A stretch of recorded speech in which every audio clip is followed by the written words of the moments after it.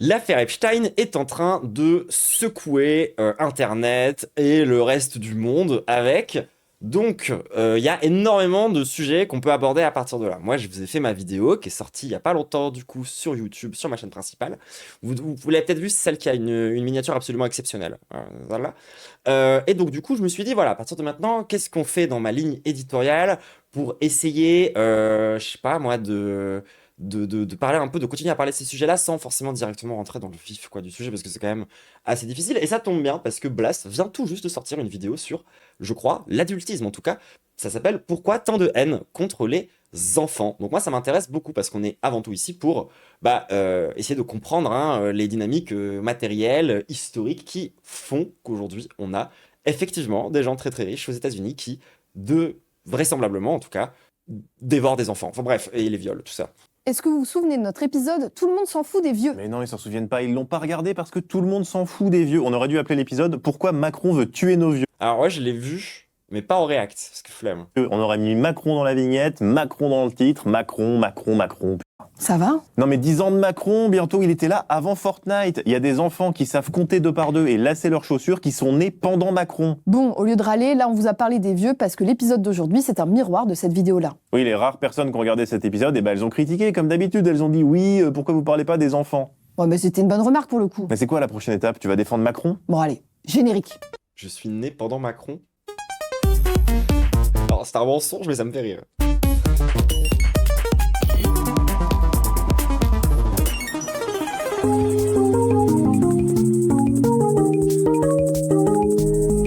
Sarah et Laïri. Ouais, allez, ça continue. Macron et maintenant c'est sous-fifre. Bon, c'est bon, tu vas nous laisser faire les... Ouais, en même temps, Sarah Lahiri, genre. Vraiment, enfin, vous voyez qui c'est ou pas? Attends, peut-être ils vont en parler plus. épisodes. Sinon, on a quelques extraits à aller chercher. Je vais continuer en voix off, comme ça tu pourras pas m'interrompre. Le 11 juin dernier, la haute commissaire à l'enfance Sarah El Haïry a annoncé le lancement d'un label Le Choix des familles, une initiative visant à mettre en avant les hôtels, campings et restaurants qui accueillent et respectent les familles, et plus particulièrement les enfants. Cette annonce, elle fait suite à la popularisation du No Kids. Des plages privées où il n'y aurait pas d'enfants. Des campings sans cri.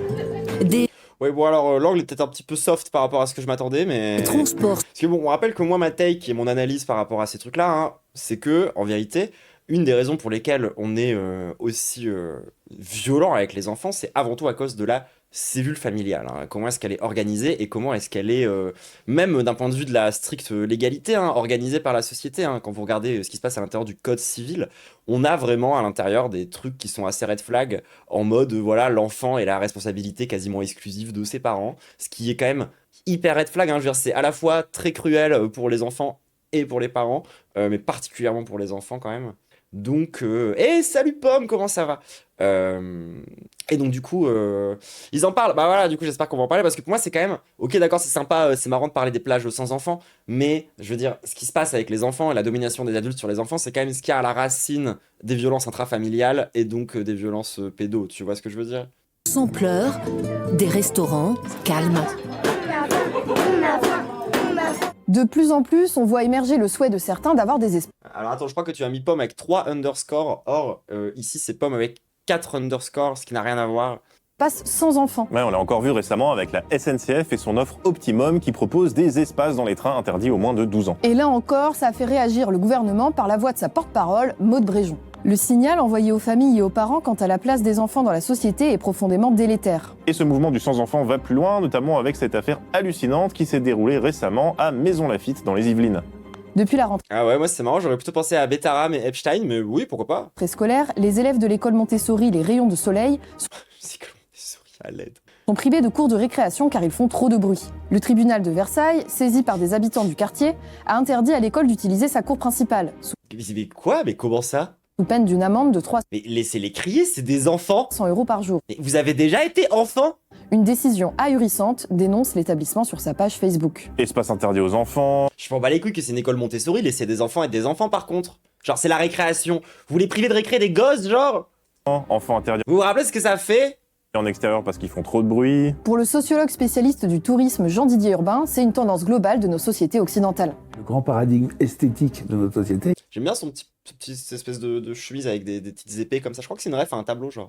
c'est le silence. On veut du silence partout. On veut du silence en ville, on veut du silence dans la voiture, Ah non, moi je veux du bruit. À Gouga Gaga, faites du bruit, je hurle. on veut du silence la nuit, on veut du silence partout. Et l'enfant, C'est quoi les écoles Montessori? C'est une méthode d'éducation alternative un peu gaze de bourgeois qui consiste à respecter au maximum l'enfant. Ce qui est un peu cringe, mais toujours mieux que de le frapper. c'est exactement le contraire. Si on était de dangereux gauchistes, on dirait que cette société lisse et aseptisée accompagne la montée du fascisme. Mais n'allons pas trop loin, soyons raisonnables, on va plutôt citer Sarah El Haïry. Bien sûr. Comment peut-on, en 2025, considérer que les bruits joyeux de la récréation sont une nuisance à bannir? À force de céder à la logique du no kids, on construit une société qui veut des enfants silencieux, invisibles, aseptisés. On accepte vis-à-vis des enfants des discriminations qui Donc pas des enfants en fait. paraîtraient impensables pour toute autre catégorie de la population. Ouais, ça va même au-delà de ça. Un enfant, on accepte plus facilement qu'on peut lui crier dessus ou même être violent avec lui. Et ça peut aller très loin. Dans un Ouais, genre c'est grave, tu sais, genre c'est marrant, c'est grave ok de taper une enfant quand elle a fait une bêtise. Par contre, quand elle vieillit, du coup, t'as plus le droit parce que maintenant on a avancé sur les questions du sexisme. Bizarre un peu l'ambiance. un article paru le 14 janvier dernier Genre peut-être on peut juste arrêter de frapper les gens, hein. sur Mediapart, Mathilde Mathieu raconte une affaire ahurissante. On y apprend que la cour d'appel de Metz a relaxé un père violent envers son enfant. C'est pas, on me rappelle qu'il y a un continuum de violence hein, entre un daron qui se permet de défoncer son gosse parce qu'il a fait une connerie et un daron qui va se mettre à genre l'agresser sexuellement. Hein. Il y a un continuum par rapport à ça. Ça vient de l'origine de la domination est la même. Hein. Au prétexte que les violences étaient proportionnées et sans dommage. À la barre, Yves M, un major de la police aux frontières, avait notamment admis avoir Policiers, on rappelle qu'ils sont surreprésentés dans les violences intrafamiliales et conjugales. infligé des gifles, des insultes et des tirages de cheveux, assumant une pratique rude et stricte. Comme le racontait Street Press, devant la cour, il avait d'ailleurs reçu le soutien du patron. Attends, comment ça, venu défendre l'éducation casque à pointe de son collègue? Genre l'éducation allemande, il est en train de dire là? De type...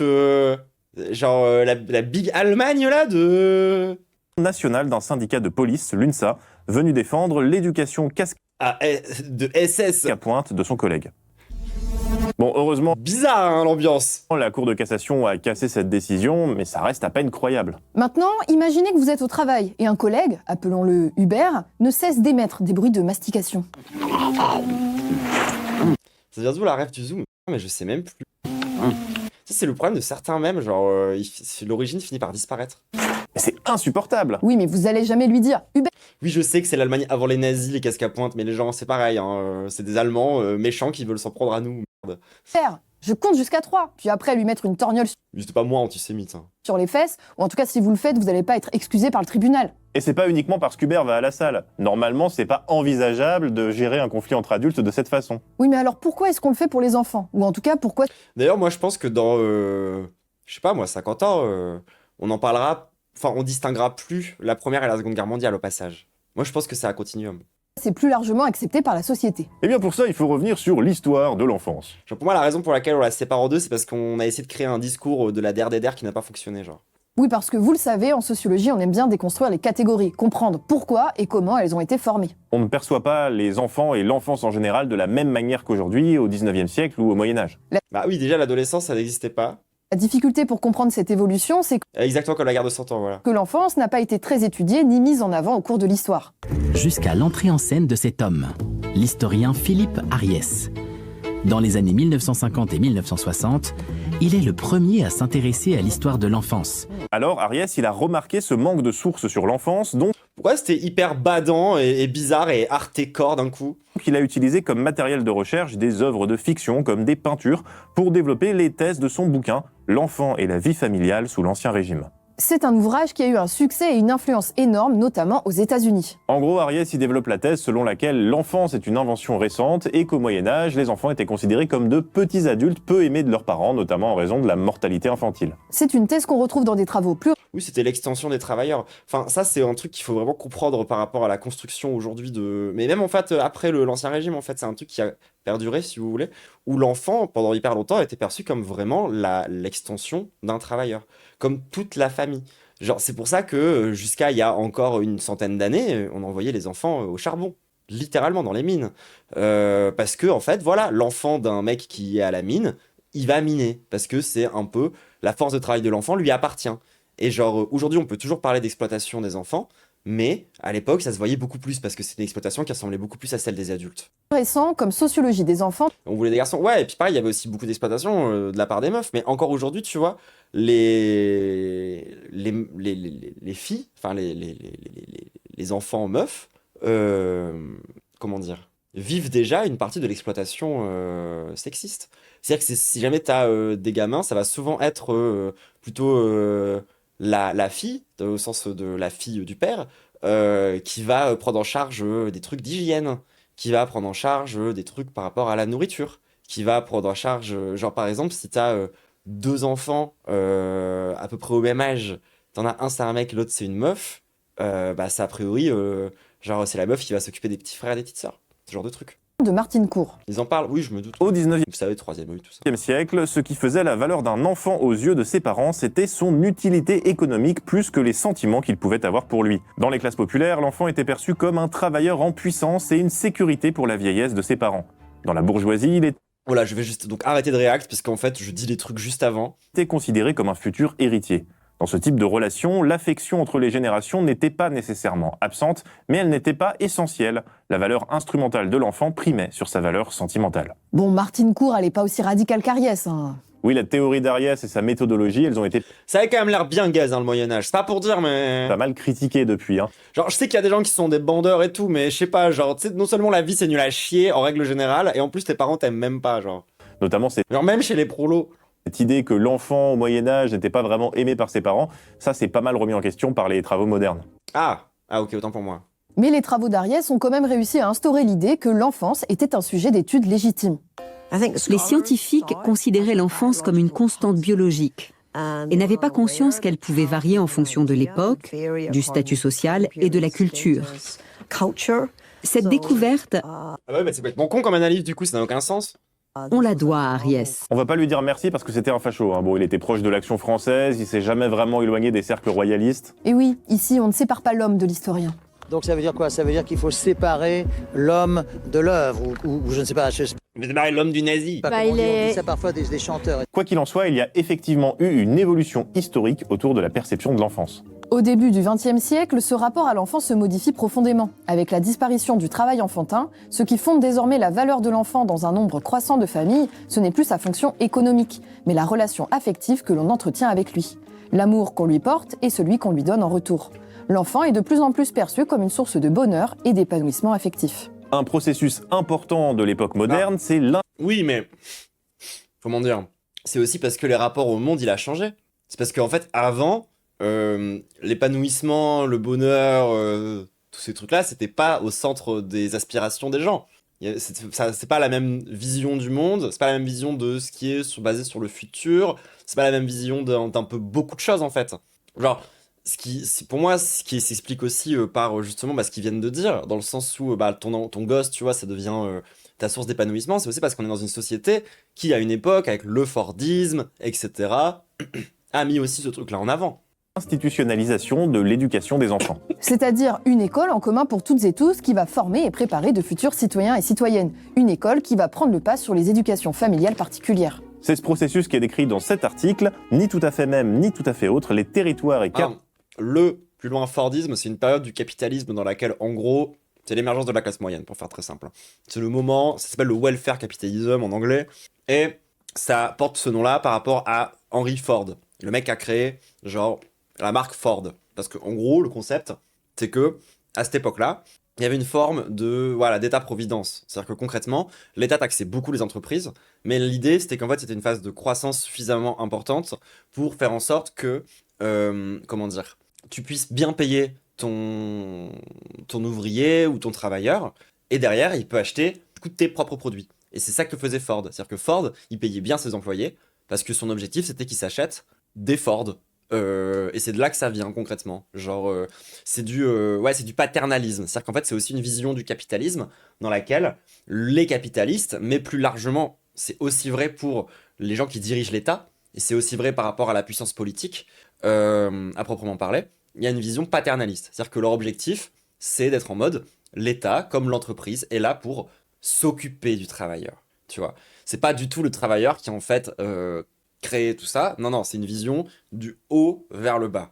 Calendrier scolaire des enfants et des jeunes, un article de Patrick Rayou. Ah mais je connais ça, c'est le serveur Minecraft Pokémon d'étoiles. Quoi ? L'espace et le temps scolaire constituent des cadres très contraignants de l'action des enfants. Ceux-ci tendent à passer inaperçus tant ils ont été naturalisés dans une forme scolaire qui a fini au fil de l'histoire par s'imposer. L'imposition des périodes scolaires à une société qui vivait au rythme des travaux des champs, la manière de préparer les futurs cadres à des responsabilités différentes. Oui, et puis je précise aussi que Ford, c'est un peu comme Walt Disney. Hein. C'était un énorme nazi. Par des Et oui, le modèle de Volkswagen est basé sur le modèle de Ford. C'est pas un hasard, les ponts sont littéralement sous nos yeux. emplois du temps différents Volkswagen, on rappelle. Hein. font partie d'un curriculum caché, d'autant plus efficace qu'il n'apparaît plus comme une construction historique. On a donc cette idée, historiquement construite, que les enfants doivent tous être formés de la même manière dans une institution commune. Même si aujourd'hui ce mode de fonctionnement nous paraît très naturel, ce n'était pas le cas jusqu'à la fin du 19e siècle. Les enfants sont fréquemment envoyés dans d'autres familles pour y travailler comme valets ou servantes. Les enfants étaient mis au service d'autrui dès leur plus jeune âge, parce qu'on estimait qu'ils apprenaient ainsi des choses qu'ils n'apprenaient pas à la maison. Alors que maintenant, on les exploite pour faire en sorte qu'ils puissent être exploités par des bourgeois par la suite. C'est beaucoup plus équilibré. Idée que je trouve très sympathique. Cela témoigne d'une approche plutôt saine, et de la part des parents, d'une conscience de leur propre fragilité. Notre conception actuelle de l'école comme une institution amène à une conclusion logique. Les enfants doivent être éduqués. Et ça induit autre chose. Les enfants doivent être éduqués car ils ne savent rien. Et pour ça, ils sont dépendants des adultes qui doivent les accompagner dans leur apprentissage. Ils savent rien, ils sont dépendants des adultes, donc on pourrait se dire que c'est pas vraiment des individus. Et cette idée-là, elle est très répandue dans la société et donc dans les sciences sociales. La sociologie a dû aussi revoir sa manière de considérer les enfants. Effectuant une rupture identique à celle effectuée par la sociologie anglophone, les sociologues francophones ont pris les enfants au sérieux et ne les ont plus simplement considérés comme des êtres en devenir et des idiots culturels. En fait, genre, c'est ouf, parce que littéralement, enfant, tu vois, c'est vraiment le truc qu'on a tous été. Par définition, tu vois, genre du délire. Et c'est fou d'en arriver à un stade où tu les déshumanises, alors que c'est littéralement ce que toi, t'as déjà été, tu vois ce que je veux dire ? Ils se sont intéressés à l'enfant au présent. Attention, comprendre l'enfant comme un individu, ça veut pas dire ne pas s'en occuper ou ne pas en prendre soin. C'est même l'inverse en fait. C'est plutôt parce qu'on considère pas l'enfant comme un individu ou comme un individu en devenir qu'on en vient à justifier des comportements violents. Et justifier des trucs comme le droit de correction. Relire Mathilde. L'oubli, mais pas que en fait. La structure sociale. Moi, c'est un truc qu'on vous dit beaucoup, hein. C'est genre l'état dans lequel t'es à tel moment, d'un point de vue des dominations, d'un point de vue de ta place dans l'organisation sociale, prime, a priori, sur ton histoire.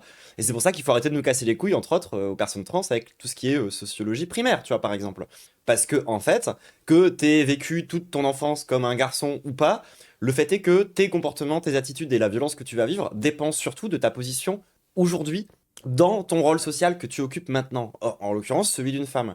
Donc, genre, ton éducation et ton histoire personnelle, c'est pas ce qui va primer sur les choses que tu vas vivre en tant que personne trans à ce moment-là. C'est un peu pareil pour les enfants. Mathieu. L'expression droit de correction remontait à une forme ancestrale de droit coutumier.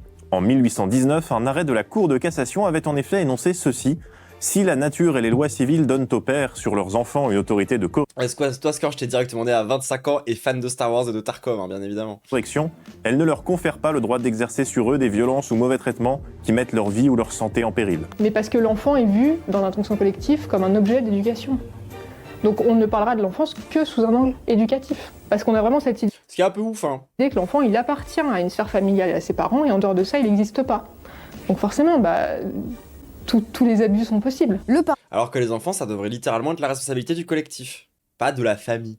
Paradoxe actuel, c'est que la loi prévoit des dispositions. Genre, moi je connais des gens, c'est des très mauvaises personnes, et ils sont à deux doigts, de fonder une famille. Et bah je plains leurs gosses, parce que dans le monde d'aujourd'hui, tu vois, ces très mauvaises personnes, leur gamin va quasiment leur appartenir, et ils seront responsables d'à peu près tout. Donc ils vont en chier.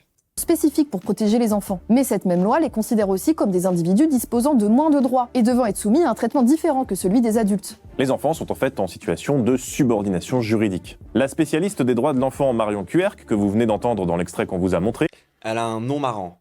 et ne dit pas autre chose dans un post Instagram récent. En France, l'enfant est dans notre inconscient collectif d'abord considéré comme un objet. D'ailleurs, la loi de 2019 qui interdit les violences dans le cadre familial est Un peu comme les animaux, tiens. formulée comme suit. L'autorité parentale s'exerce sans violence physique ou psychologique. L'enfant y demeure un objet, celui de l'éducation des adultes, celui de leur autorité. Et on insiste encore une fois là-dessus, tout ce qu'on dit là, ça ne veut pas dire que les adultes ne doivent pas protéger les enfants. C'est ce qu'expliquait aussi Marion Cuerck sur France Inter. Non, mais ça devrait pas être la responsabilité de ses seuls parents. Ça devrait être la responsabilité de tout le monde de protéger les enfants. Il ne s'agit pas d'une horizontalité totale. Les enfants n'ont pas le pouvoir. Donc encore une fois, c'est une horizontalité. Il existera de toute façon une asymétrie entre l'adulte et l'enfant. Et on ne veut pas que l'asymétrie disparaisse. Sinon, c'est aussi la porte ouverte après aux gens qui vont dire « alors dans ces cas-là, ils sont consentants ». Non, ils ne sont pas consentants. Nous avons le pouvoir. C'est une horizontalité de dignité. Elle explique aussi que du côté... Ça, en fait, genre, il y a le pouvoir, concret, légal, le pouvoir juridique, structurel, tout ce que tu veux. Et puis il y a le pouvoir très factuel qu'a un adulte sur un enfant. Que ça soit le pouvoir physique, que ça soit le pouvoir de manipulation, la possibilité de mettre sous emprise psychologique. En fait, au-delà même de la structure, c'est un truc qu'il faut être capable de comprendre et d'intégrer, tu vois, pour traiter la question correctement. C'est qu'en fait, on a un pouvoir énorme sur les enfants. Et le problème, c'est que si en plus de ça, ce pouvoir, il est concentré entre les mains des parents, c'est ça aussi la porte à vue, la porte ouverte vers tous les abus, en fait. De la recherche, on aura en France pas mal de sciences de l'éducation, mais finalement assez peu de... Les enfants premières victimes de tout. Ouais, et ça, comment dire, c'est vrai à une échelle hyper importante, tu vois. Genre, c'est également vrai par rapport aux biais racistes. Genre, un enfant raciste va aussi vivre, genre, une forme de racisme très spécifique. Tu prends par exemple, genre... les gamines qui se retrouvent à devoir enlever leur voile à l'école ou ce genre de truc, ce qu'on ne force pas à faire à des adultes, tu vois. Genre, il y a une vraie distinction à ce niveau-là. Il va y avoir aussi la même chose avec, par exemple, tout ce qui est enfants sexisés. Avec, ou même tous les enfants qui vont être placés sur le spectre LGBT. C'est-à-dire qu'un gamin gay, et pour ça, allez écouter le dernier album, par exemple, de Petite Sœur FM Togo, qui en parle très très bien, va vivre énormément de violences, en fait, à partir de là, qui auront une dimension spécifique de l'enfance. De la même façon que le racisme, tu le vis de manière plus spécifique quand t'es une femme ou un homme, où il y a des différences, tu vois. C'est encore pareil. Et c'est pour ça qu'il faut être capable de penser les classes de façon transcendante, à savoir qu'elle soit la classe sociale, ou les trucs plutôt par rapport à la race sociale, ou les trucs par rapport à ton genre, tous ces trucs-là, tu vois, ou du coup, le fait que tu sois adulte ou enfant, c'est des trucs qu'il faut être capable de penser en interaction les uns avec les autres. Et salut Cron! Si un modo peut faire un shout-out à Cron. De travaux de sciences sociales qui s'intéressent aux enfants et à leur point de vue. Pourtant, c'est intéressant, comment les enfants voient le monde, comment ils perçoivent les adultes, comment ils perçoivent leur éducation. Tu me fais bader de fou. En fait, ouais, quand t'as vécu de la violence quand t'es gosse, c'est un sujet qui est pas mal, qui prend les tripes, hein, pour le coup. Moi, c'est un truc dont je parle hyper souvent, tu vois, quand j'évoque le harcèlement scolaire que j'ai vécu. Pour ceux qui savent pas, je suis une meuf qui a vécu un harcèlement scolaire plutôt costaud, qui était très physique, c'est très violent, et ça a duré très longtemps. Ça a duré du tout début de ma primaire jusque vers la fin de mon lycée, quoi. Donc ça a vraiment duré longtemps, et j'ai vraiment connu pour le coup de la violence sous toutes les formes des délires par rapport au harcèlement scolaire. Par exemple, parce qu'en fait la violence du harcèlement scolaire n'est pas du tout la même quand t'es au collège, quand t'es au lycée, quand t'es en primaire et tout. Ça prend des dimensions vraiment vraiment très très différentes.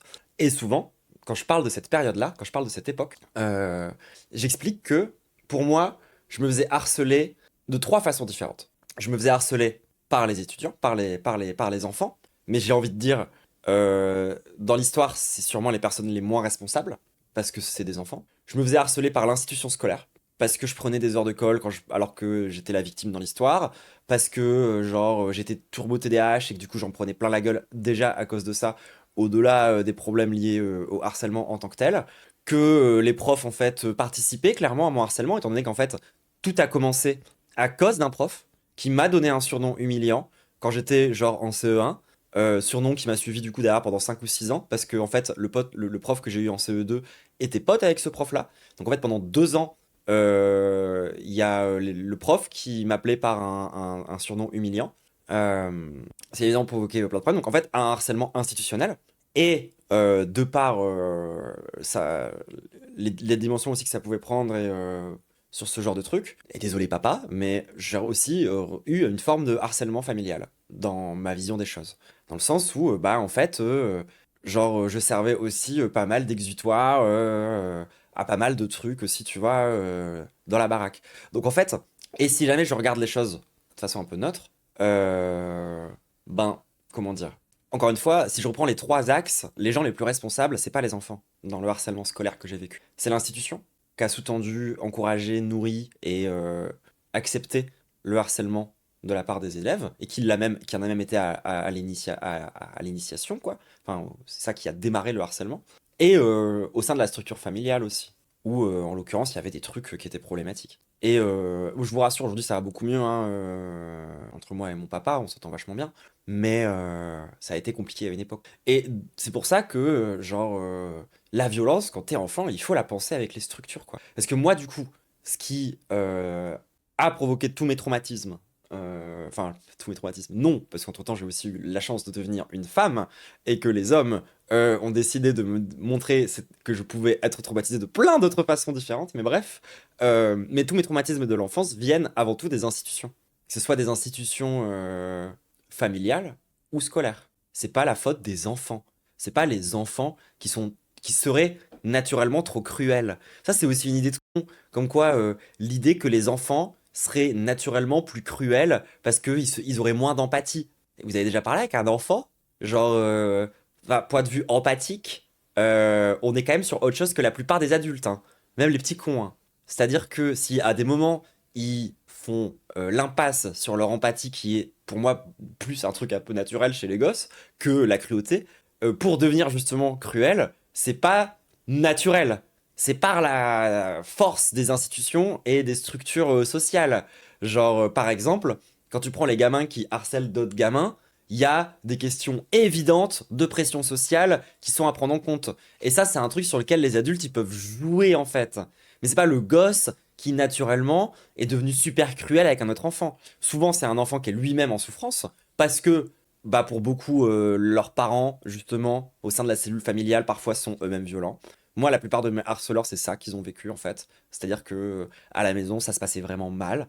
Et du coup, pour essayer de faire par des logiques de contrepoids, hein, qui sont soit des trucs sociaux, soit des trucs pour être des prouveurs, ou pour tout ce que tu veux, ou juste parce que t'as une éducation violente, donc en fait, ton mode de communication, c'est la violence et la domination, en fait, tu vas reproduire ça à l'école. Donc, non, les enfants ne sont pas cruels. Les enfants ne sont pas naturellement des espèces de tortionnaires en puissance. C'est complètement con de penser comme ça, tu vois. C'est comme de penser que les enfants n'ont aucune initiative, ne prennent aucune décision, n'ont aucun libre arbitre. Tu sais, il y a plein, je trouve qu'on a vraiment beaucoup pour le dire vite, de préjugés, quoi, sur ce qu'il y a dans la tête des gosses, alors qu'on a tous été des gosses.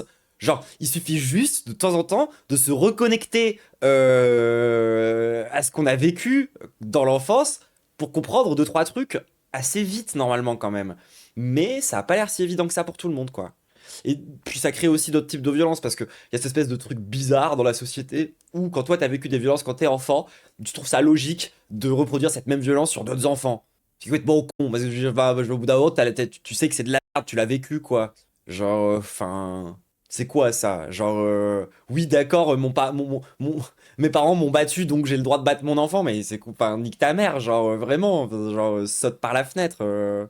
En vrai, l'école peut faire perdre ça très tôt, j'en ai pas forcément la faute aux personnes, mais bien sur la structure stricto sensu. Mettre des grands groupes d'enfants d'une même classe d'âge à une année près, sans mixité, avec un seul adulte, c'est déjà violent en soi, ça n'aurait pas existé.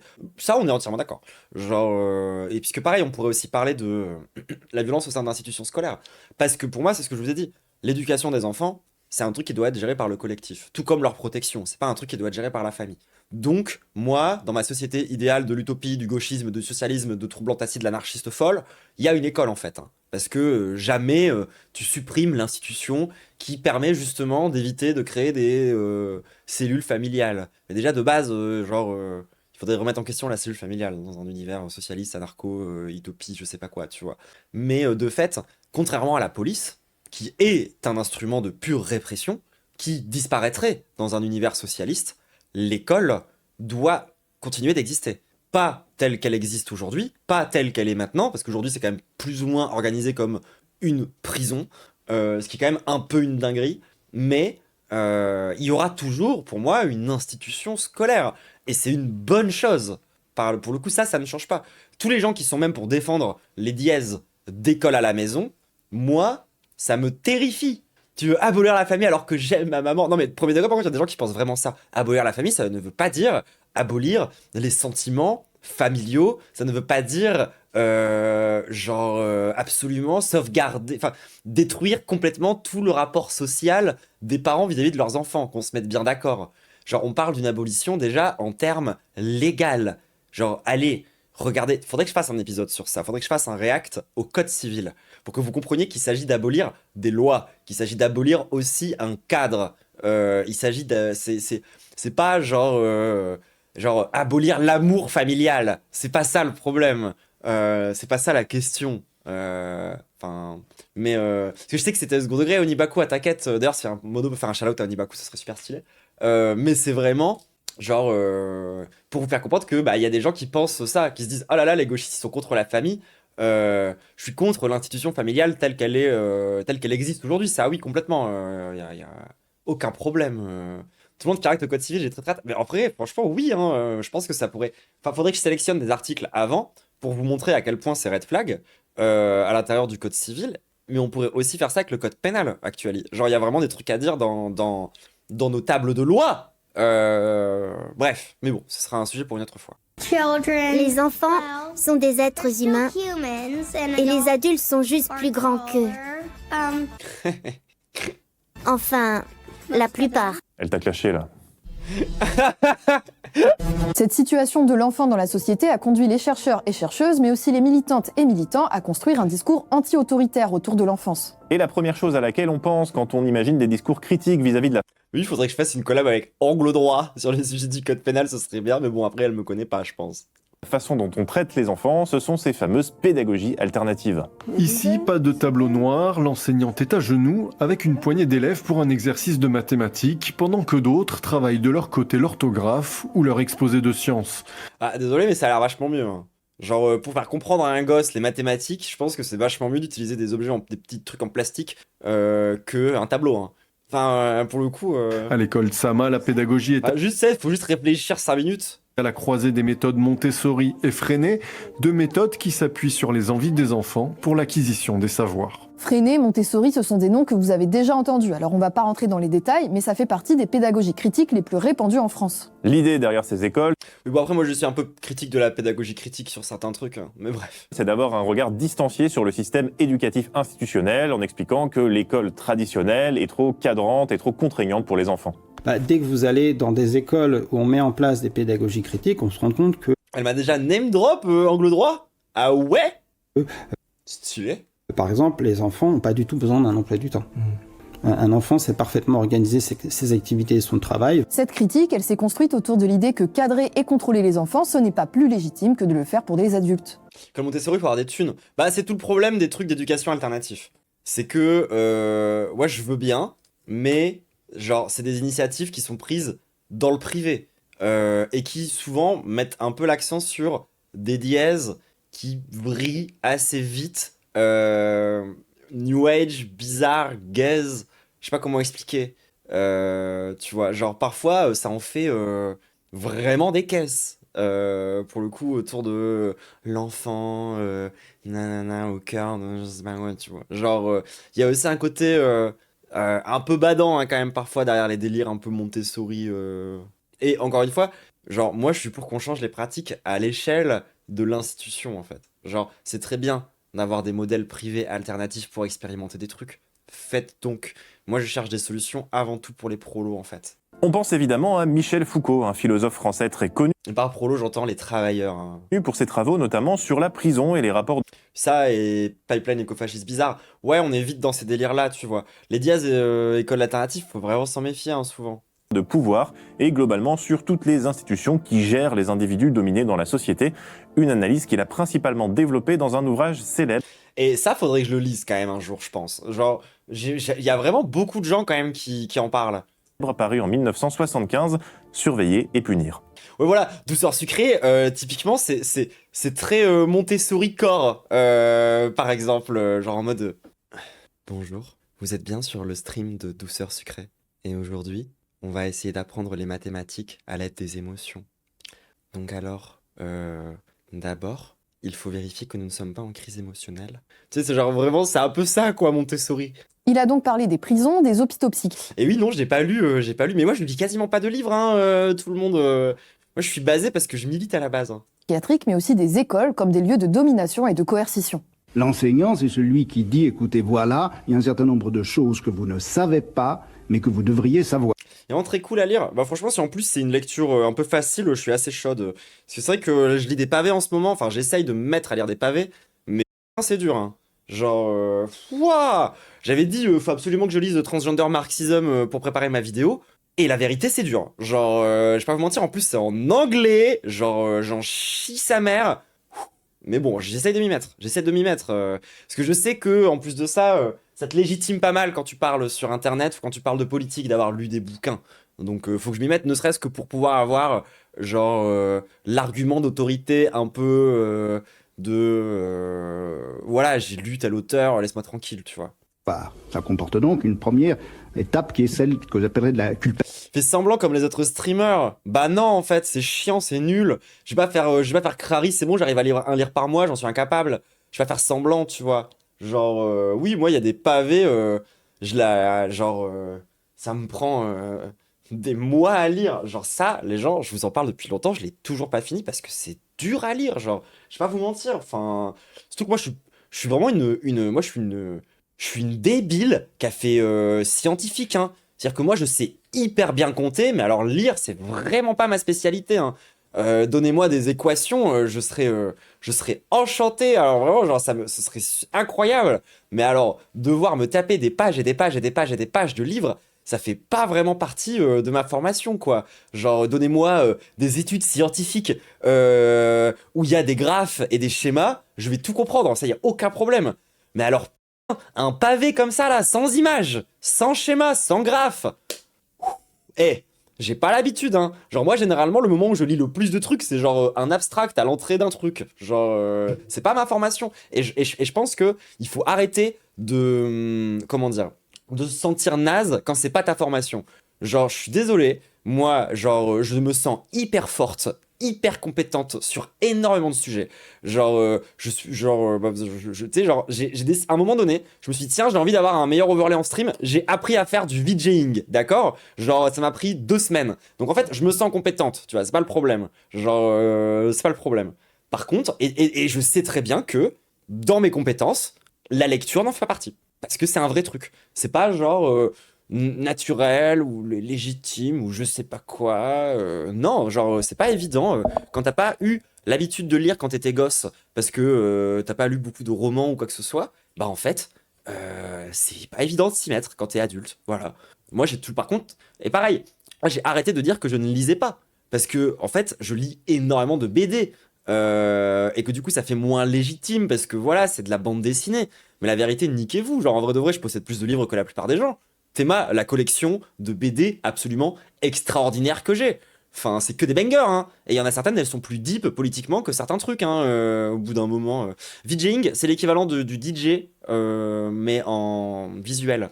C'est quand t'apprends à faire des trucs visuels, quoi. Et moi, je m'y suis mise un petit peu sérieusement pour pouvoir avoir des visuels qui sont en interaction avec la musique pendant que je mixe. Parce que pour les gens de YouTube qui savent pas, je mixe en stream. Genre, je mets ce truc-là, par exemple, tu vois, et ça réagit au son. Genre là, ça bouge. Stabilisation, si vous voulez. Bon. Tu vois, ça s'appelle du VJing. C'est genre être capable de faire des visuels qui sont en dynamique par rapport à l'audio. Enfin, ce genre de truc. Bon, bah voilà. Genre, c'est pour ça qu'en fait, moi, j'en ai marre, en fait, de me sentir... naze parce que j'arrive pas à lire beaucoup d'essais politiques. Genre, ça, en vrai, c'est trop dur. Genre, ceux qui y arrivent, ok, d'accord, c'est super, vous avez fait 5 ans d'études pour apprendre à faire ça facilement, en fait. Genre, c'est bon, tu vois. Enfin, je dis pas que j'ai jamais lu aucun livre, tu vois. Genre, par exemple, j'ai lu la trilogie en 5 volumes du Guide du Voyageur Galactique, qui était vachement cool, même si j'ai moins aimé le dernier tome. J'ai lu, quand j'étais gosse, des trucs de con, genre le Chevalier d'Émeraude. Tu sais, j'ai dû lire des trucs quand même dans ma vie. Mais mettez-moi face à un bon anime, et désolé, je passe un bien meilleur moment. Genre, moi, je lis pour le travail. Genre, désolé, hein, mais je lis quand j'en ai besoin. Ça n'a jamais été un plaisir. Genre, enfin, ou si ça l'a été à certains moments, à quelques petits pics dans ma vie pour 2-3 trucs, tu vois. Mais, et à l'exception du coup de tout ce qui est BD et autres comics, ben, c'est pas un truc qui me fait kiffer, quoi. Non, mais toi, Médo, toi et moi, Médo, on partage la même vision du truc. Nous, comment est-ce que ça se fait qu'on est basé? C'est pas parce qu'on a lu du Foucault ou du Butler, hein. C'est parce que on a discuté avec des gens. C'est avant tout parce qu'on a été sur le terrain à faire des trucs. Et ça nous a appris beaucoup plus que pas mal de gens qui ont lu tous ces livres-là, tu vois. Ça, pour le coup, c'est vraiment une vision qu'on partage. Puis fuck Foucault et Butler tous les jours, bah Isoé. Je sais pas, ça a l'air bien, pas Livre d'Aubière, ça c'est le truc de Chapoutot. Ça a l'air bien le truc de Foucault quand même. Ça a pas l'air, ça a l'air sympa. Puis Butler aussi, en vrai, tu vois, genre, faut la rendre un peu plus matérialiste et tout, mais il y a des trucs à aller chercher quand même. Bah justement, moi, dans ce livre-là, il y a un truc que j'ai pas encore commencé à lire. Parce qu'en fait, c'est un recueil d'essais, en fait, hein. C'est pas un gros livre bloc, c'est plusieurs petits trucs, tu vois. Et genre, il y a une relecture matérialiste de Butler, qui, en fait, montre qu'il y a une dimension marxiste à l'intérieur de Butler, et qui permet d'avoir une lecture, genre matérialiste, ouais, ce qui fait plaisir quand même. Du coup, c'est illisible, il casse les couilles. Et quelqu'un m'a dit que c'est sympa à lire. Putain, je comprends plus rien. En même ça pour dire, genre, voilà, c'est des auteurs qui sont pas si incompatibles que ça avec le marxisme, je pense, à plein de niveaux, hein. Et puis même Foucault, c'est pas genre juste un marxiste, non? Non, Foucault, c'est relou. Ah bah vas-y, je vais faire comme il dit depuis tout à l'heure, je vais lire des fiches de lecture, alors si c'est ça. Parce que voilà, il y a déjà des gens qui ont fait le travail de synthèse pour moi, je vais pas me faire chier, hein. Puis pareil, moi je suis structuraliste. Ah ouais, ok, d'accord. Ok. Bon, après, pareil, après pour moi, la pensée structuraliste, c'est facile à rendre matérialiste. En vrai de vrai. Genre, tu peux aller chercher des trucs pour nourrir ton marxisme là-dedans, moi je pense. Foucault, c'est celui qui a inventé le pendule. Je crois pas.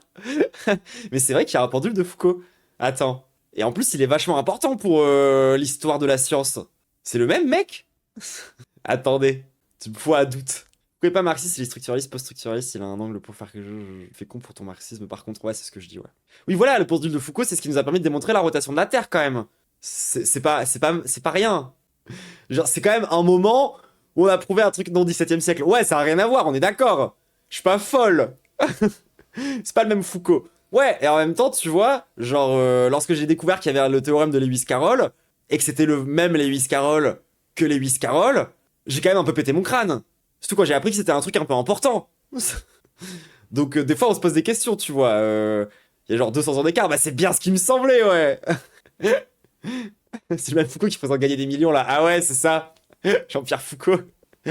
Bon, deuxièmement, ces choses que vous devez savoir, moi je les sais et je vais vous les apprendre. Et c'est le stade de l'obligation. Foucault et ceux qui l'ont suivi considèrent donc les enfants. Oui, il y a un théorème du Futurama aussi, mais il est pas très important. Comme une classe dominée. Le philosophe de l'éducation, Sébastien Charbonnier, ne dit pas... C'est genre, le truc qu'il a fait, Lewis-Carroll, en plus, c'est un peu cool. Ça va être très compliqué de vous l'expliquer, par contre, là, tout de suite. Parce que c'est quand même vraiment un truc de baiser du crâne. Mais en gros, il a repris... Je sais pas si vous voyez, c'est quoi le paradoxe de la tortue avec Achille. C'est l'idée que, en gros... si jamais t'as je sais pas moi, genre Achille qui doit courir genre d'un point A à un point B, mais en fait il atteindra jamais le point B parce que avant d'arriver jusqu'au point B, il faut qu'il passe par la moitié du chemin. Donc il va passer par le point C qui est à la moitié du chemin. Une fois qu'il est au point C, il faut qu'il refasse la moitié jusqu'au point B. Donc il va aller jusqu'au point D qui est à la moitié. Mais ensuite il a encore besoin de faire la moitié du chemin jusqu'au point final. Donc en fait il va refaire comme ça jusqu'à l'infini, de traverser seulement la moitié du... Jouer à la tortue, ouais non, je me souviens plus bien c'est quoi les métaphores, pardon. Et du coup, voilà, du coup la tortue peut battre Achille, parce que Achille n'atteindra jamais sa destination. Un truc comme ça, genre. Et Lewis-Carroll, il en a fait un truc, mais d'un point de vue de, genre, les propositions, genre, en sciences. Genre, ça va être... Attendez, faut que je sorte un truc pour vous expliquer. Bon, désolé, ça va être un gros tunnel. Mais je trouve cette espèce de théorème paradoxal turbo intéressant. Et genre, le fait que je vous ai expliqué le truc avec Achille me donne envie de vous expliquer la suite du délire par rapport à Lewis-Carroll, parce que pour le coup, c'est vraiment bien. En gros, en science, surtout dans ce qu'on appelle genre la logique, parce que voilà, logique, au-delà d'être juste un truc qu'on utilise dans la vie de tous les jours, c'est aussi une forme de pensée mathématique. Et au sein de la logique, on fonctionne beaucoup avec ce qu'on appelle des propositions, qui sont basiquement des conséquences. Genre, par exemple, une conséquence, ça va être A. Attendez, je vais faire un gros A. Voilà, gros A donne B. Genre, si t'as A, t'as B. C'est des trucs d'équivalence. Ça va dans ce sens-là. Genre, par exemple, du coup, ça veut dire que A est suffisant à B et que B est nécessaire à A, mais c'est pas le sujet. Et donc, concrètement, t'as A qui donne B. Ça veut dire que si jamais t'as B, t'as forcément A. Et si jamais t'as A, tu peux avoir... Enfin bref, ça va dans ce sens-là. Bref, je me souviens plus bien, et de toute façon, je suis fatigué, tout le monde, donc on va faire ça à la va-vite. Du coup, bref, ça, c'est une proposition, en mode, si A donne B, du coup, ça veut dire que la proposition, elle est vraie, tu vois, concrètement. Je suis peut-être lancé dans un truc un peu compliqué à expliquer, alors que je suis un peu trop fatigué, mais on va quand même essayer d'assurer les gens. On va essayer de le faire tous ensemble, et essayer de me rappeler c'est quoi ces histoires. Donc ça, c'est déjà une proposition en tant que telle. Genre, c'est la proposition A. C'est la proposition 1, on va l'appeler la proposition 1. Ça, c'est la proposition 1. Et donc, la proposition 1, tu peux dire que du coup, elle est vraie. Donc, tu peux dire que 1 est vrai. Et ça, on va l'appeler la proposition 2. Et du coup, cette proposition, pour que celle-ci et que celle-ci, elle soit vraie, il faut aussi qu'elle soit vraie. Du coup, tu la mets comme ça, et on va l'appeler la proposition 3. Cette proposition 3, il faut qu'elle soit vraie. Et du coup, ça devient une proposition, qui devient la proposition 4. Vous comprenez? C'est le même délire que la tortue et Achille, mais à l'échelle de la logique. Et en fait, ça a quand même provoqué sa petite crise dans les mathématiques à un moment donné, parce que du coup, rien n'est vrai en fait. Genre, tout va vers un infini. En fait, pour que le fait qu'une proposition soit vraie, c'est une proposition en tant que telle. Et donc, pour qu'elle soit vraie, faut que ça devienne une proposition qui elle-même doit être vraie jusqu'à l'infini, concrètement. Désolé, d'habitude je mets du pipi dans mes explications, mais là j'ai pas trouvé comment faire. Désolé. Genre, j'aurais bien aimé là tout de suite vous trouver un truc. Sinon, genre la proposition ça peut être genre s'il y a archi, il y a du pipi. Vous comprenez mieux si je dis ça comme ça? Genre, si je dis archi donne du pipi. Bon, bah ça c'est une proposition. Archi égale pipi. Archi donne pipi. La proposition archi donne pipi doit être vraie. C'est plus compréhensible comme ça? Ah mais je comprends mieux. Voilà. Genre, archi implique du pipi, mais du pipi n'implique pas forcément archi, attention. Ça va dans un seul sens. C'est bon? Pour degré, je capte mieux, mais non. Ok, d'accord. Et bah du coup, la proposition archi donne du pipi, pour qu'elle soit vraie, ça devient une proposition en tant que telle. Que la proposition archi égale pipi est vraie. Et ça devient aussi une proposition qui doit être vraie. Et le fait qu'elle soit vraie, c'est également une proposition qui doit être vraie, qui doit donner une proposition qui doit être vraie jusqu'à l'infini, comme ça. Et du coup, à la fin, tu peux rien démontrer que c'est vrai. Sauf si tu commences à avoir des explications qu'on appelle des explications de méta-règles mathématiques. Et c'est des trucs où aussi on peut parler d'asymptotique et tout. Enfin, là, ensuite, on commence vraiment à rentrer dans les trucs un peu chauds. Et vous comprenez maintenant le rapport avec le mec qui doit courir la moitié du chemin. Ça montre un truc de causalité. C'est un peu ça. Genre, c'est un peu cette idée-là. Voilà, et donc il faut savoir que c'est Lewis Carroll qui a réfléchi à ça. Genre, je sais pas si je peux vous retrouver très précisément ça sur internet, mais attendez, genre. Et évidemment, vu que c'est Lewis Carroll, il a fait ça n'importe comment, il a fait ça sous la forme d'une espèce de petite scénette, une espèce de truc à moitié lyrique et poétique, quoi. Mais ça avait un vrai fond mathématique. Le théorème syllogistique de Lewis Carroll, je crois que c'est ça. Un argument logique tel qu'on le retrouve dans la logique traditionnelle, issue d'Aristote, objet de nombreux travaux, nanani, nanana. Je crois que c'est ça.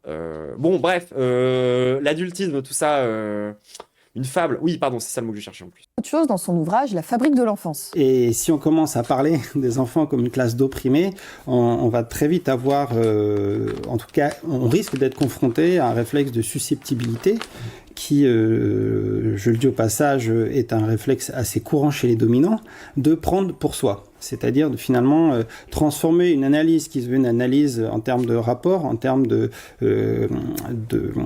systémique dans une société, en quelque chose de je fais de mon mieux, j'essaye de bien faire, etc., etc. C'est vrai que c'est une thèse radicale qui n'est pas évidente à présenter. Oui, mais il y a plein de choses dans les rapports adulte-enfant qui sont aussi normalisées et qui relèvent pourtant de la coercition, de la domination. J'ai lu plusieurs ouvrages sur l'éducation et tous conseillaient de faire en sorte que nos enfants soient en bonne santé, heureux et qu'ils réussissent. Pour cela, on sous-entendait qu'il était important de leur répéter ce qu'ils devaient faire ou ne pas faire. Et là, je me suis dit, mais qui aurait envie d'être sous surveillance permanente ? Les militants parlent notamment d'infantisme pour désigner ce rapport de domination. Alors ça, c'est un terme qui s'est développé aux États-Unis dans les années 70. Et on trouvera aussi le mot adultisme, qui est beaucoup employé en France. Sébastien Charbonnier, lui, il parle moi je l'utilise plutôt adultisme. de domination par Mais c'est vrai que ça a moins de sens. l'ancienneté. Parce que c'est vraiment une domination qui va jouer sur la Alors on dirait que l'adultisme, c'est la discrimination sur les adultes. relativité des places liées à l'âge. Ce qui veut donc dire que c'est évidemment, malheureusement, une domination qui continue à produire des effets entre adultes. On pourrait penser, il y a énormément de travaux sur l'organisation du travail, par exemple, les rapports Moi j'ai toujours enfantisme, je pense que je vais finir par dire enfantisme aussi. aux stagiaires, aux personnes Je trouve ça juste plus cohérent. qui sont en formation en alternance, comment est-ce qu'on va plus facilement les humilier, les sous-payer, leur donner des tâches à faire sans commune mesure avec Vous savez, ça, l'exploitation des enfants, un moyen très simple de le voir, ça porte un nom, ça s'appelle le stage. leur formation. Le terme domination par l'ancienneté permet C'est la même logique que le validisme. Ah ouais, je vois un peu la take. aussi d'analyser les rapports de pouvoir au sein du groupe des enfants, mais entre des enfants d'âge différents. Le 16 septembre 2025, un rapport concernant les violences sexuelles commises par des mineurs a été remis au gouvernement. Dans leur globalité, les agressions sexuelles concernent majoritairement des personnes âgées de moins de 18 ans. Mais il faut quand même noter que 30% de ces agressions sont commises par des mineurs bien souvent eux-mêmes victimes. Et ça, c'est le fruit d'un système, comme le rappelle Claire Bourdi du collectif Enfantiste. Toutes les violences sexuelles, les violences physiques et les violences psychologiques, c'est un système qui fait partie de l'éducation. C'est bizarre de s'appeler collectif enfantiste pour lutter contre l'enfantisme. C'est genre, t'imagines, tu faisais le collectif racisme. Bah, genre, tu sais, le collectif racisme, je le regarde un peu en bizarre. Genre, attendez, vous êtes pour ou contre? Et qui paraissait, c'était la norme en fait. C'est quelque chose qui a été véhiculé depuis des siècles et des siècles. En fait, c'est toute notre histoire. On est l'homme. C'est vrai, imagine, il y a un truc qui s'appelle SOS racisme, trop bizarre, ça n'a pas du tout être red flag ça. Est maltraité, maltraite. Oui, c'est ça, le collectif antisémite.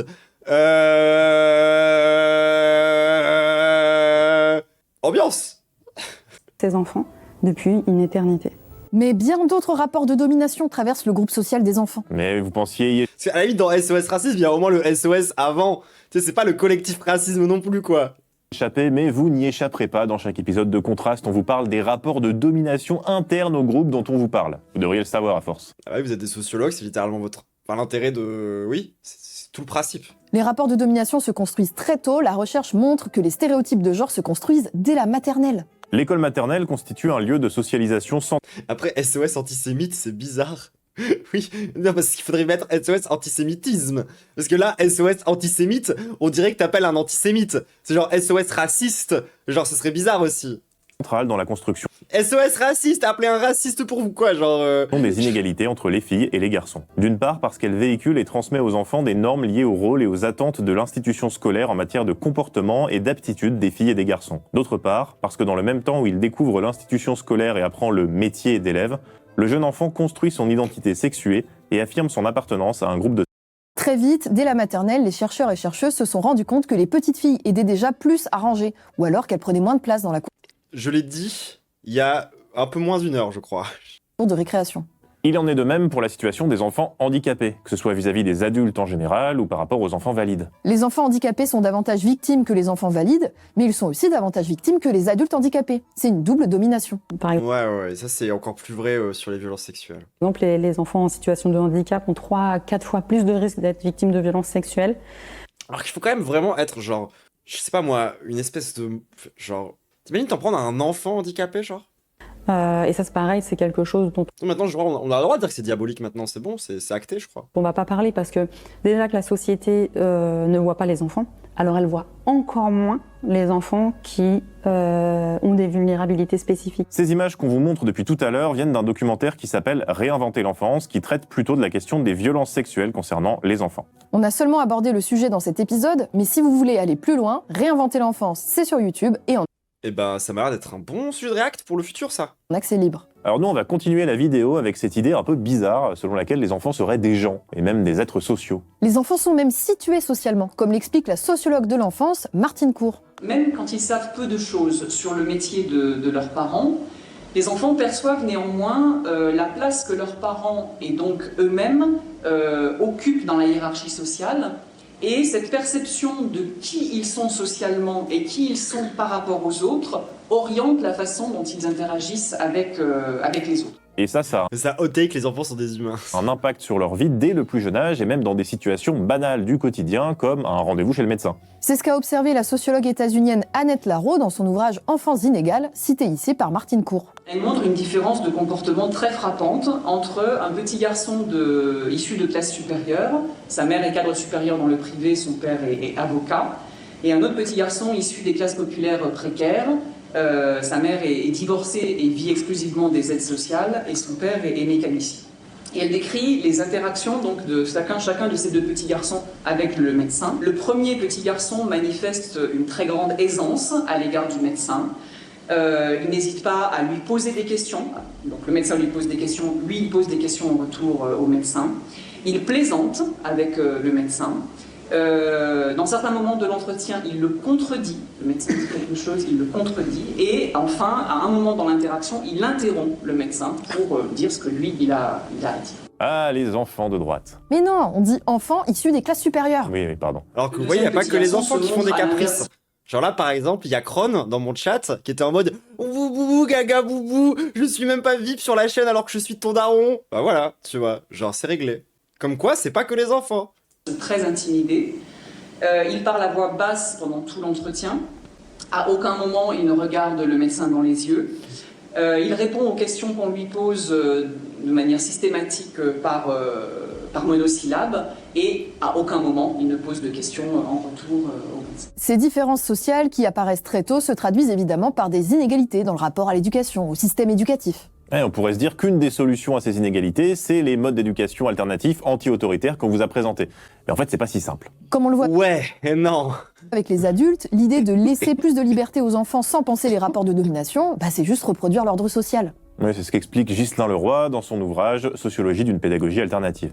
Quant à Ghislain Leroy, il montre que la pédagogie du dialogue et de la douceur, incitation douce, dialogue pour convaincre l'enfant du bien fondé des objectifs éducatifs, etc., souvent à l'œuvre dans des pédagogies inspirées de l'éducation nouvelle qui ont cours à l'école maternelle, peut être un moyen pas moins efficace que les approches plus ouvertement directives d'aboutir à l'ordre scolaire souhaité, sorte de main de fer dans un gant de velours. Envers l'enfant, le message peut alors être « Au fond, toi aussi tu veux cette pédagogie ». Ce qui est pas vraiment moins red flag, hein. C'est comme quand un patron, il vous dit « Mais non, je veux pas que mes travailleurs soient malheureux, bien sûr. Je veux qu'ils arrivent au travail avec le sourire, qu'ils dédient toute leur vie à l'entreprise et qu'ils soient convaincus que ce soit pour leur bien à eux. » Ça, c'est un peu red flag.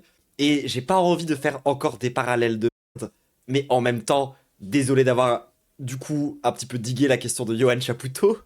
Mais pour le coup, ça... c'est un des grands switches importants chez les nazis. L'idée que, je ne sais pas si vous le savez, mais les nazis, ils étaient anti-management et donc pro-leadership. Et derrière leur vision du monde qui était sous-tendue, il y avait justement l'idée que, pour eux, le management, c'était la vision que tu as des managers qui, en fait, imposent des tâches aux gens, alors que les nazis, ils avaient beaucoup plus une vision des choses où, concrètement, il fallait absolument...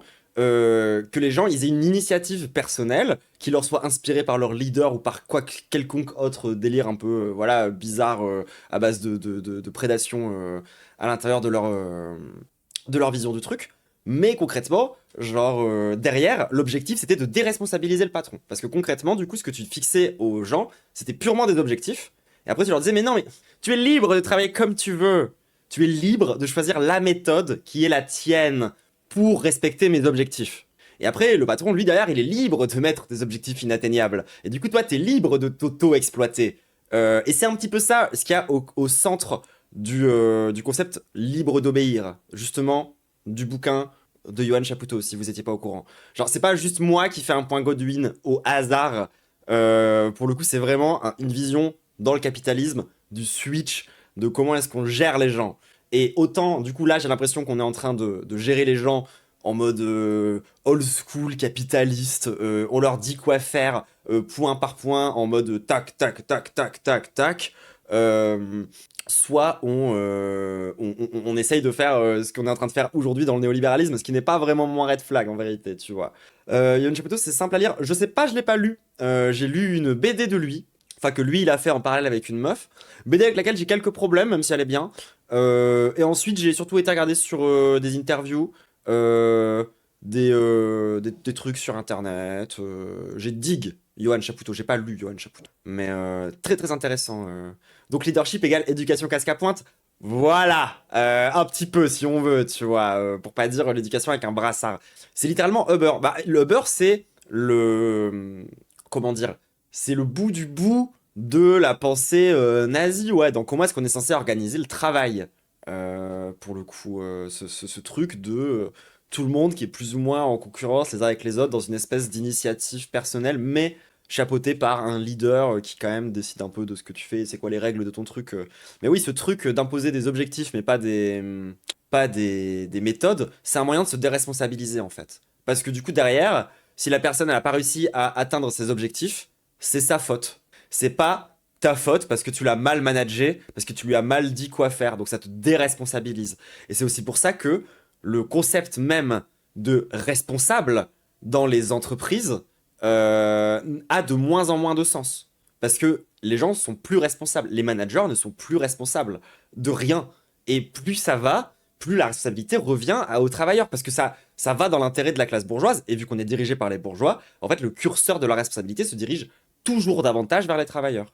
Et aujourd'hui, un responsable dans une boîte, il est plus responsable de grand-chose. Parce que dès que ça part en couille, à la fin, juste il fait un plan de licenciement. Et c'est pas lui qui va être licencié. Donc bon... Donc oui, il n'y a pas vraiment de solution. Il y a certains responsables qui sautent, mais en fait, il faut comprendre, c'est que les responsables qui sautent, souvent, c'est les petits responsables. C'est pas genre les grands responsables. Vous voyez ce que je veux dire? Alors que pourtant, s'ils sont mieux payés et à une plus haute position sociale, à la base, ils justifient ça justement parce qu'ils sont censés être importants et responsables. Alors que bah du coup... Miracle pour l'éducation des enfants. Il faut prendre conscience qu'ils sont aussi des gens dans la société et qu'ils subissent à leur manière les mêmes rapports de force que les adultes. On peut rajouter la question du racisme. Les enfants racisés seront, eux, considérés plus rapidement comme des adultes et auront des comportements qui seront perçus comme plus agressifs que des enfants blancs. On l'a très bien vu dans la répression des mouvements sociaux qui ont suivi le meurtre de Naël par la police et qui comportaient de nombreux mineurs. C'est ce qu'explique Julie. Ouais, ça c'est un truc aussi dont on parle pas assez souvent, même dans les milieux justement de gauche française autour de l'adultisme ou de l'infantisme, comme vous préférez. C'est que assez souvent, il y a un peu ce biais raciste qui fait que on va parler de l'éducation Montessori et pas des délires comme Naël. Alors que dans les deux cas, c'est des enfants. Pourquoi il y en a certains, ceux qui sont dans les écoles Montessori, qui vous intéressent plus que d'autres? Tu vois ce que je veux dire?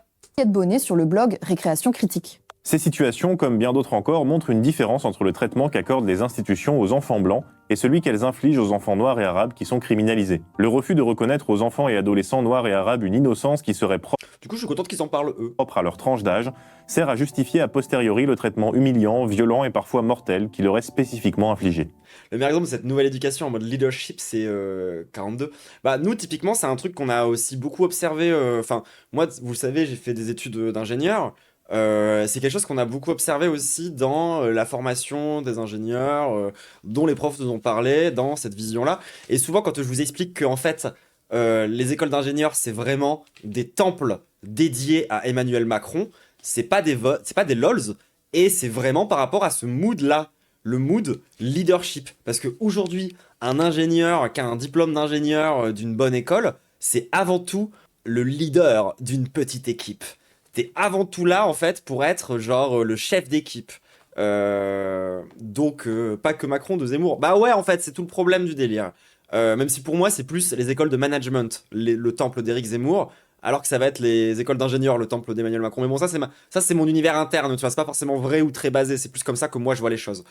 Toujours est-il que, au sein des écoles d'ingénieurs, pour le coup, cette vision-là, genre très néolibéral, issu en vrai à l'origine du coup des nazis, comme l'explique très bien Chapoutot, ben en fait c'est un truc qu'on observe aussi dans la vision de l'éducation, mais pas que des enfants, c'est aussi un truc chez les adultes quoi. Ça, c'est une thèse qu'a notamment développée Fatima Wassak, qui parle dans son essai La puissance des mères, d'enfants issus de l'immigration qui sont désenfantisés. Bon, on vous a parlé des enfants comme une catégorie spécifique. C'est intéressant la question des enfants qui sont désenfantisés. Genre, typiquement, les enfants roms, bah ils sont plus tout à fait perçus comme des enfants. Ils sont perçus comme des voleurs, ils sont perçus comme des menaces, ils sont perçus comme des parasites par certains, mais pas souvent comme des enfants. Ça, c'est vrai. Et je trouve que c'est d'une violence absolument monstrueuse. Et il y a des études un peu simples même qui ont déjà existé pour montrer ça. Genre, tu prends une enfant qui est habillée comme une petite bourgeoise, tu la fous au milieu d'une place toute seule. Il y a des gens qui viennent l'aider au bout de genre instantanément. Tu prends une gamine que t'habilles grosso modo comme une clocharde, tu la fous au milieu d'une foule, tout le monde s'en branle. C'est plus une enfant. Elle est plus en danger. Elle est dans son milieu naturel. Donc, c'est plus un problème. Et je trouve que la question de comment est-ce qu'on désenfantilise certains enfants, elle est vraiment intéressante. On pourrait aussi parler de, surtout les filles, post-divorce, qui deviennent la daronne, d'un point de vue ordre social, dans le foyer du père, qui finissent par vraiment, bah ça ils en ont un peu parlé, mais genre s'occuper de toutes les tâches d'hygiène et de bouffe. Genre moi j'ai déjà vraiment vu des meufs, du jour au lendemain, elles ont appris à devenir des daronnes. Genre en mode à s'occuper y compris de la lessive de leur daron et ce genre de trucs, tu vois. Enfin, en mode c'est assez ouf quoi. Mise à l'écart de l'espace public avec des lois conçues. Ouais, ça, la fille remplace la mère après le divorce. Pas dans le sens sexuel et tous les gens, comprenez ce que je dis. Dans le sens de l'organisation de la maison. Pour les protéger, mais aussi qui leur accorde moins de droits qu'au reste. Genre, les petits frères et les petites sœurs deviennent sa responsabilité, leur hygiène, l'hygiène du père, la bouffe, etc., etc., etc. De la population. C'est quand même bizarre, je trouve. Bah, c'est ce que je t'explique dans la dimension qu'on lui enlève son statut d'enfant. Genre, c'est pas bizarre ce que je dis, puisque c'est un exemple de désinfantilisation, justement. Quand tu prends une personne qui est clairement un enfant et que tu la mets dans le rôle d'un adulte. Et ben, après un divorce, souvent, la fille, elle va se retrouver dans le rôle de la mère. C'est pas bizarre. C'est surtout la faute du père, au passage. Pourtant, les enfants ne sont pas en dehors. Parce qu'il est pas indépendant. Ça, c'est un autre truc qui est un produit du patriarcat. C'est que ça transforme les mecs en des espèces de légumoïdes incapables de faire quoi que ce soit. Genre vraiment, enfin, c'est un truc de dingue. Je veux dire, moi, genre, je me souviens, après le divorce, mon père, face à une de machine à laver, c'était une catastrophe, quoi. Genre, alors que c'est 3 boutons, tu vois. Genre, c'est le mec, il fait des tafs beaucoup plus complexes dans son métier. Mais alors, une fois qu'il se retrouve face à, genre, je sais pas, ouais, genre, un lave-vaisselle, il devient débile. Genre, je sais pas comment dire, c'est vraiment ils sont tellement dépendants. Genre, ils se rendent pas compte, en fait, à quel point, eux qui se pensent comme des hommes virils et capables, tu leur enlèves leur femme, ils sont même plus capables de se nourrir et d'avoir un rythme de vie correct. Genre, vraiment, enfin bref. C'est là aussi où tu vois l'importance des femmes dans les foyers, bref. De la société, ils sont concernés par les clivages sociaux et politiques qui la traversent. Mais leur place dans la société est celle de subordonnés, une place qui les rend particulièrement vulnérables à des violences physiques ou sexuelles, et notamment dans le huis clos familial. Et toutes ces discriminations spécifiques, on ne peut vraiment les prendre en compte qu'en considérant les enfants vraiment comme des sujets et non pas des objets. On dirait qu'on dit des trucs basiques, mais visiblement c'est pas évident. Regardez la SNCF et son wagon sans enfants. Pourquoi est-ce qu'on pense d'abord des espaces sans enfants au lieu de penser des espaces conçus pour eux ? Dans cet épisode, on vous a cité des sociologues qui ont travaillé sur la question, mais aussi des personnes... Après, je pense qu'il y a quand même des bons espaces sans enfants, tu vois, genre les plages du Cap d'Agde, genre je suis chaude, ça reste sans enfants. Plus militantes qui ont essayé de politiser la question des rapports de domination des adultes sur les enfants. On a fait ce choix parce que considérer les enfants comme une classe dominée permet d'avoir un autre regard sur nos interactions avec eux en tant qu'adultes, même si c'est une hypothèse qui peut bousculer au premier abord. Oui, cette grille d'analyse permet de voir d'un autre œil la façon dont on exclut ces personnes de petite taille de notre société. On espère que cette vidéo aura ouvert vos perspectives sur les enfants, et puis n'oubliez pas de soutenir Blast qui parle de sujets dont on n'entend jamais parler dans les médias traditionnels. Je peux dire, on se... Ouais, bah c'était bien, ça nous donne un petit peu un bagage un peu plus sociologique pour expliquer la domination des adultes sur les enfants, c'est intéressant tout le monde, surtout avec ce qui se passe en ce moment d'un point de vue de l'actualité autour des questions de violence sur les enfants, ça ne vous aura pas échappé encore une fois. On a bien convergé, ouais je suis d'accord, c'était bien, écoutez, bonne vidéo, merci Blast, merci Host Politique, merci, merde attendez, j'ai pas envie d'être bête, de dire le bon nom de la personne alors que j'ai peur de l'avoir oublié. Maudit. Bah voilà, merci. J'ai eu un doute. J'ai eu peur de... Usultransfem, un peu, ouais. Mais non, ouais, bref, merci Host, merci Maudit, et désolé d'avoir skippé le prénom. La meuf dont t'oublies le blaze, wow. Alors, pour ma défense, je confonds beaucoup plus les hommes et j'oublie beaucoup plus d'habitude les noms des mecs. Bon d'accord, je coupe pas la capsule sur cette blague, elle est pas si ouf. Au revoir YouTube. N'hésite surtout pas à lâcher ton meilleur like, ton meilleur commentaire, ton meilleur pouce, abonnement, tout ce qui s'ensuit. N'hésite pas à aller checker ma vidéo sur Epstein sur ma chaîne principale. C'est simple, c'est celle qui a une miniature extraordinaire. Allez, kiss YouTube.